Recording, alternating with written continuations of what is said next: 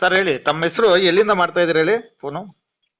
ನಾವು ಶ್ರೀಶೈಲ ಆಳೂರ್ ಅಂತ್ರಿ, ಕೃಷಿ ಕಲ್ಯಾಣ ನಗರ, ಗೂಡಿಯಾಳ ಗ್ರಾಮ, ವಿಜಯಪುರ ಜಿಲ್ಲೆ, ಬರೋಡಾ ಪೋಸ್ಟು. ಹಾಂ ಹಾಂ ನಾವು ಚಡ್ಚಣಪೇಟೆ ಏಕ ನೀರಾವರಿ ಯೋಜನೆಗೆ ಹಾಂ. ಸುಮಾರು 6 ಜನ ಕೂಡಿ 4.5 ಎಕರೆಗಿಂತಲೂ ಹೆಚ್ಚಿನ ಜಮೀನು ಹೋಗಿದೆ ನಮ್ದು. ಹ್ಞೂ 8 ವರ್ಷ ಆಯ್ತು, ಅದು ಪೂರ್ಣ ಪ್ರಮಾಣದ ಪರಿಹಾರವೂ ಬಂದಿಲ್ಲ ಮತ್ತು ನೀರು ಬರ್ತಾ ಇಲ್ಲ. ಹಾಂ ಹಾಂ. ಯಾವಾಗ್ಲಿಂದ ಆಗಿರೋದು ಇದು ಸಮಸ್ಯೆ? 2013ರಲ್ಲಿ ಅದು ಅನುಮೋದನೆ ಆಗಿದೆ ರೀ, ಗೌರ್ಮೆಂಟ್ ಸ್ಕೀಮ್. ಅದು ಹಾಂ 2016ರಲ್ಲಿ ಕೆಲಸ ಆಗಿದೆ. ಹಾಂ ಅದು 19ರೊಳಗೆ ನೀರು ಹಾರಿಸ್ತೀವಿ ಅಂತ ಹೇಳಿದ್ರು, 2019ರೊಳಗೆ. ಹಾಂ ಹೌದು. ಆದರೆ ಇಲ್ಲಿವರೆಗೆ 6-7-8 ವರ್ಷ ಆಗ್ತಾ ಬಂದ್ರೂ ರೈತರ ಜಮೀನುಗಳಿಗೆ ನೀರು ಬರ್ತಾ ಇಲ್ಲ, ನಮಗೆ ಕೊಡಬೇಕಾದಂಥ ಭೂಸ್ವಾಧೀನ ಪರಿಹಾರವೂ ಕೊಟ್ಟಿಲ್ಲ. ಹ್ಞೂ ಹ್ಞೂ ಹ್ಞೂ. ಆಮೇಲೆ ನಾವೆಲ್ಲ ಖಾಸಗಿ ಸಾಲ ಮಾಡ್ಕೊಂಡಿವಿ, ದ್ರಾಕ್ಷಿ ದಾಳಿಂಬ ತೋಟ ಮಾಡೋಕ್ಕೆ ಮತ್ತು ಇವೆಲ್ಲ ಬೋರ ಬಾವಿ ಕೃಷಿ ಮಾಡೋಕ್ಕೆ. ಹ್ಞೂ ಹ್ಞೂ. ನಾವು 8 ಜನರ ಕಡೆಯಿಂದ ಖಾಸಗಿ ಸಾಲ ಮಾಡ್ಕೊಂಡಿವಿ. ಅದರೊಳಗೆ ಒಂದು 3 ಜನ ಅರ್ಧ ಸಾಲ ನೀಡಿ, ಅರ್ಧ ಸಾಲನೇ ನೀಡಲಿಲ್ಲ. ಜಮೀನು ಅವರ ಸೇರಿಗೆ ಆಗಿವೆ, ದತ್ತು ಖರೀದಿ, ಹೆಸರು ಪತ್ರ ಎಲ್ಲ ಅವರ ತರನಾಗಿ ಮೋಸ ಮಾಡಿದ್ರು. ಇನ್ನೊಂದು ಅವಿನಾಳ್ ಇಂಡಿಯನ್ ಸಕ್ರಿ ಫ್ಯಾಕ್ಟ್ರಿ ಅವರು ನಮ್ಮ ಹೊಲಗಳ ಮ್ಯಾಗೆಲ್ಲ ಸಾಲ ತಗೊಂಡಿದ್ರು, ನಮ್ಗೆ ಗೊತ್ತಿರಲಾರ್ದೆ. ನಿಮ್ಗೆ ಗೊತ್ತಿಲ್ದೇನೆ? ಹ್ಞೂ ರೀ, ಅದು 2800 ಹೆಚ್ಚಿನ ರೈತರ ಜಮೀನುಗಳು ತಗೊಂಡಿದ್ರು. ಅದು ಸಾಲ ಅವ್ರು ಕಟ್ಟದೇ ಇರೋದ್ರಿಂದ ನಮಗೆಲ್ಲ ಕಟ್ಟಬೇಕು ಮಾಡಿ ಮಹಾರಾಷ್ಟ್ರ ಎಳ್ಳಿಂಬ್ರಿಗೆ ಬ್ಯಾಂಕ್ನವರು, ಮಹಾರಾಷ್ಟ್ರ ಕೋರ್ಟ್ದವರೆಲ್ಲ ನಾವು ನೋಟಿಸ್ ಕಳಿಸಿದ್ರು. ಮತ್ತು ನಾವು ಸಾಲನೇ ತೊಗೊಂಡಿಲ್ಲ, ನಾವೇ ಕಟ್ಟಬೇಕ್ರಿ, ಎಲ್ಲಿಂದ ಬಂದು ನೋಟಿಸ್ ಯಾಕಂತ ಎನ್ಕ್ವೈರಿ ಆದಾಗ ಅವಿನಾಳ್ ಸಕ್ರಿ ಫ್ಯಾಕ್ಟ್ರಿ ತಗೊಂಡ್ರೆ ಗೊತ್ತೈತೆ. ಅದು 4-5 ವರ್ಷ ನಾವೆಲ್ಲ ಹೋರಾಟ, ಸತ್ಯಾಗ್ರಹ, SP, DC, ತಹಸೀಲ್ದಾರ ಎಲ್ಲರಿಗೆ ಹೇಳಿದ್ವಿ, ಕೊಟ್ಟಿವಿ. ಅದು ಇನ್ನೂ ಕೆಲವು ರೈತರು ತೆಗೆದಿದ್ದಾರೆ, ಕೆಲವು ರೈತರದು ತೆಗೆದೇ ಇಲ್ಲ.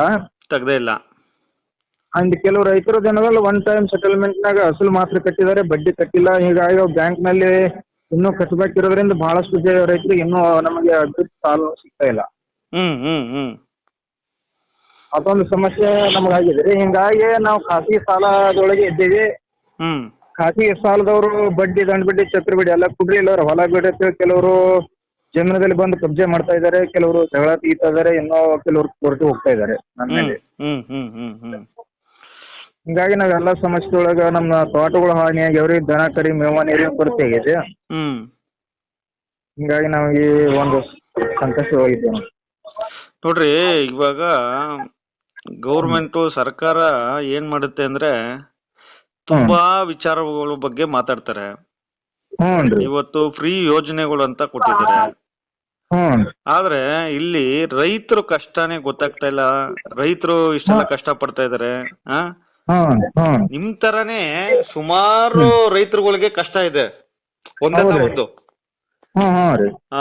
ಇಲ್ಲಿ ಪರಿಹಾರ ಮಾಡ್ಬೇಕಾಗಿರೋ ಅಂತ ಕೆಲಸ, ನಾವು ಮಾಡ್ಬೇಕಾಗಿರೋಂತ ಕೆಲಸ ತುಂಬಾ ಇದೆ ಅಲ್ವಾ? ರೈತರ ಕಷ್ಟ ಯಾರೂನು ಮಾತಾಡ್ತಾರೆ ಅಷ್ಟೇ. ರೈತರಿಗೆ ನಾವ್ ಹಂಗ್ ಮಾಡ್ತೀವಿ, ಹಿಂಗ್ ಮಾಡ್ತೀವಿ. ರೈತರೇ ಮೊದ್ಲು ಭಾಷಣ ಹೊಡಿತಾರೆ ಎಲ್ಲ ಕಡೆ.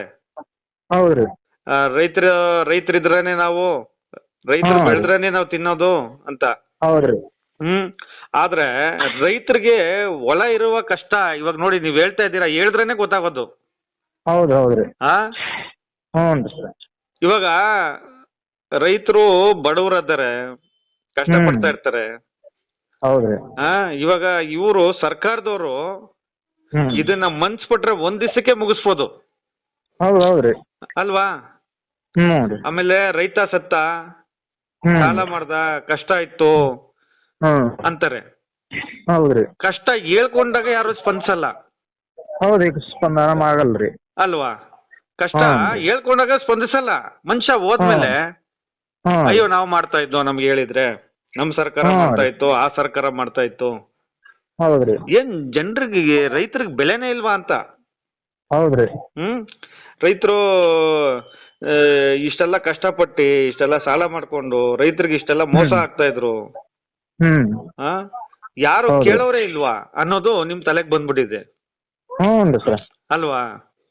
ಹಿಂಗಾಗಿನ ಕೆಲವು ರೈತರು ಆತ್ಮಹತ್ಯೆ ಮಾಡ್ಕೊಳ್ತಾ ಇದ್ದಾರೆ, ಕೆಲವರು ಕೃಷಿಯನ್ನ ಬಿಟ್ಟು ಹೋಗ್ತಾ ಇದ್ದಾರೆ, ಕೆಲವರು ಈ ಹಿಂದೂ ಧರ್ಮ ಭಾರತ ದೇಶನ ಬಿಟ್ಟು ಹೋಗ್ತಾ ಇದ್ದಾರೆ. ಹಿಂಗಾಗಿ ನಮ್ಮ ದೇಶದಲ್ಲಿ ಜನರು ಇವಾಗ ಏನಾಗುತ್ತೆ ಅಂದ್ರೆ, ನೋಡಿ ಸರ್, ನಾವು ಮನ್ಸ್ ಪಟ್ರೆ ಭಿಕ್ಷಕನ್ನು CM ಮಾಡ್ಬೋದು. ಹೌದ್ರಿ. ಏನ್ ಹೇಳಿ? ನಾವು ನೀವು ಜನರು ಮನ್ಸ್ ಪಟ್ರೆ ಒಬ್ಬ ಭಿಕ್ಷಕನ್ನು ಕೂಡ CM ಮಾಡ್ಬೋದು ನಾವು. ಎಲ್ಲ ನಮ್ಮೆಲ್ಲ ನಮ್ ಕೈಲಿ ಐತ್ರಿ ಪವರ್. ಹೌದ್ರಿ. ನಾವು ಏನ್ ಮಾಡ್ತೀವಿ, ವೋಟಿಂಗ್ ಮಾಡ್ಬಿಡ್ತೀವಿ, ಗೆಲ್ಸ್ಬಿಡ್ತೀವಿ. ವೋಟಿಂಗ್ ಆಗೋವರೆಗೂ ನಾವು ದೇವ್ರ ಅವ್ರಿಗೆ. ಹೌದ್ರಿ. ವೋಟಿಂಗ್ ಆದ್ಮೇಲೆ ಅವ್ರು ನಮ್ಗೆ ಹಂಗಾಗಿ ಉಲ್ಟಾ ಆಗ್ಬಿಡ್ತದೆ. ಇಲ್ಲಿ ಏನಾಗುತ್ತೆ ಅಂದ್ರೆ, ಇವರು ಬುದ್ಧಿ ಕಲಿಬೇಕ್ರಿ. ಹೌದ್ರಿ. ರಾಜಕೀಯದವರು ಬುದ್ಧಿ ಕಲಿಬೇಕು. ಭಾಷಣ ಮಾಡೋದ್ ಬಿಟ್ಟು ರೈತರ ಪರ ಕಾಳಜಿ ತೋರಿಸಿ ಒಂದು ಹೆಲ್ಪ್ ಮಾಡೋ ಅಂತ ಕೆಲಸ ಮಾಡ್ಬೇಕು. ಹೌದ್ರಿ. ಅಲ್ವಾ?